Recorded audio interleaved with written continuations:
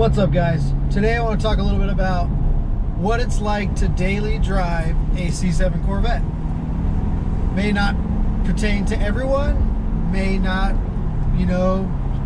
everyone might not think these things, but these are the things that I think. These are what I feel like it's like to daily drive one, or what I enjoy or dislike, or, just how I feel about it. So let's get into this. I would say, first off, driving a car like this every day is not necessarily feasible or even economically smart for most people, but I enjoy it. I bought the car to daily drive it, and so that's what I'm going to do. One thing I'll say is it's a very nice looking car. It performs well. It's light. Today it's a rainy day here in Texas.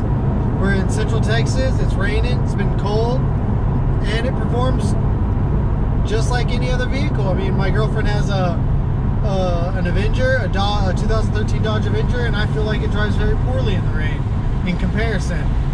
So that's just one aspect of it. Mine is a manual. It's not an automatic, and I like driving into traffic. I pretty much like everything about a manual car, regardless if it was this one or my Supra, or one of the Toyota trucks I have. I mean, I just really enjoy driving a manual.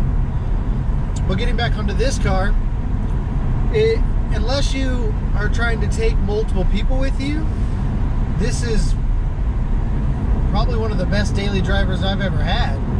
I mean, I can only have one passenger, but I got tons of trunk space, so I do take this shopping. When I go to Walmart or whenever I go to the store, I take this car with me every time. I can load it up with waters, toilet paper, food, paper towels. I can just fit everything in it. When I went to Winter Park, Colorado, I had a snowboard in the back. I had my luggage. I had my girlfriend's luggage. I had my camera gear. I had my drones. I had everything that I needed. And it was just an amazing car. It's good in the snow as long as you have all season tires. It's, like I said, it's good in the rain. It's good in the dry. And it's just a fun car to drive. It gets great gas mileage. Let's see what I'm averaging right now. I mean, right now I'm averaging 21.4 miles to the gallon, and I am driving it very spiritedly. My best is 36.9 miles to the gallon, which would be like 7th gear cruise control on a long straight drive. But I don't know, a lot of people, I get a lot of questions and a lot of comments about, oh, that you really daily drive that car, that's kind of a waste, that's kind of, ruining the car, or, I get a lot of hate or whatever for it. But I mean, as long as you can live with the rock chips, as long as you can put gas in it, change the oil, it's a beautiful car to drive. I've driven it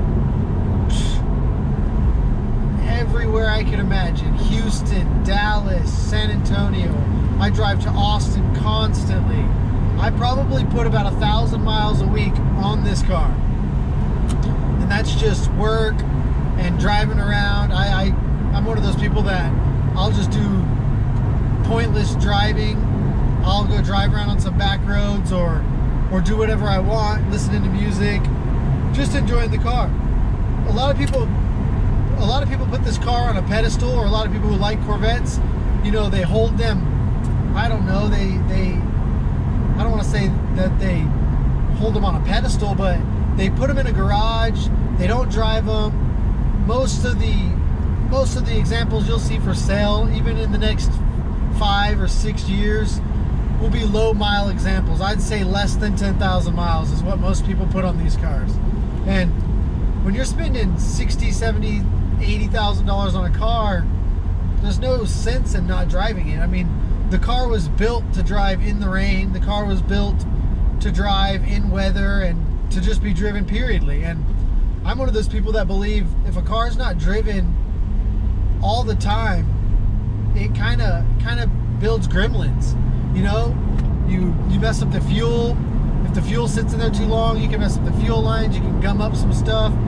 I mean, the oil gets, builds up moisture in it if a car just sits and it's not driven a lot.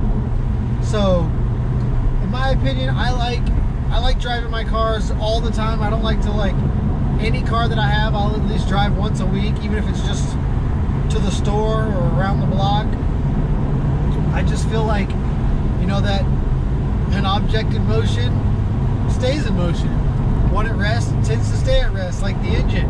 You get a lot less engine wear if the engine's constantly lubricated, you know, when it's pumping up oil to all the crevices of the engine, rather than, you know, sitting for 2 weeks, let all that oil drain out of the lifters and out of the cam, and then you go starting it. I feel like it puts excessive wear on the engine versus, you know, just as long as you're not beating on the car, just daily driving it, I think it's perfect. But other than that, I mean, I have other cars I could drive, and I choose to drive this car every day. It's comfortable. You know, it's got Apple CarPlay. It's got, you know, the Android phone linkage. It's very user friendly. It's comfortable. It's warm. It's cold when I need it. It's, you know, the music works great. I mean, there's nothing more I can ask for in a car. And I've had a lot of cars with power steering deletes or AC compressor deletes, or pretty much, you know, leaky sunroofs or leaky target tops or rattly target tops. It's another thing. This car is pretty rigid for being a removable top car. I don't hear any rattles or feel any flexes or anything like that. So I mean, I don't know. I love daily driving it.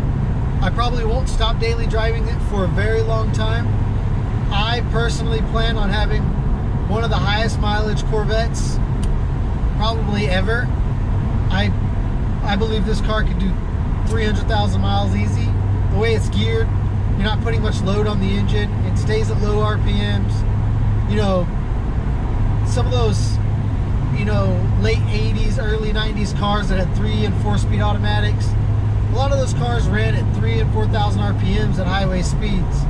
I'm running at 1,500 RPMs, so it just doesn't put so much lull on the motor or lug it out as much. And I mean, a lot of people have their opinions. It is what it is. But at the end of the day, this is a car. Rock chips can be corrected. Front bumpers can be painted. You know, for me, anything that breaks on this car, I'll replace or fix myself. I'm a mechanic by trade. I work on big machinery. So I've always thought, I bought this car, and instead of buying something like a Viper or a GTR or, you know, something a little bit more, I would say, special, this is got all GM parts. The engine comes in multiple of GM cars. Aside from the transmission and the diff itself, I mean, all these parts are pretty much off-the-shelf GM parts. And I feel like there's nothing that can't be replaced easily or can't be worked on easily. So, I mean, there you go. I'm going to continue to daily drive this car for a few years. I mean, possibly the next 5 years be my daily driver workhorse. And I'll just keep on doing the videos on it, keep on doing little updates. I got to do a diff and transmission fluid change here the next few weeks. I'll probably have a video of that up there. And I wanted to be a stickler on the maintenance of this car. I wanted to, you know, maintain it properly and according to the GM maintenance schedule. And I wanted to see how far it could go, how long it would last. I plan on driving this car to all 48 continental states. I plan on driving it to the coast here as soon as the weather clears up. I mean, there's not a single place that I would not go in this car. I drive it on dirt roads. I drive it on back roads. I drive it on water-filled roads. I've driven this in probably 6 inches of water. It doesn't bother me at all. Anything that happens to this car, door cards, interior, anything I can replace. And I mean, it's just what I like. That's why I bought it. It's not something that's got $20,000 parts like fucking Lamborghini or something. But yeah, I mean, that's it. One of the best daily drivers I've ever had.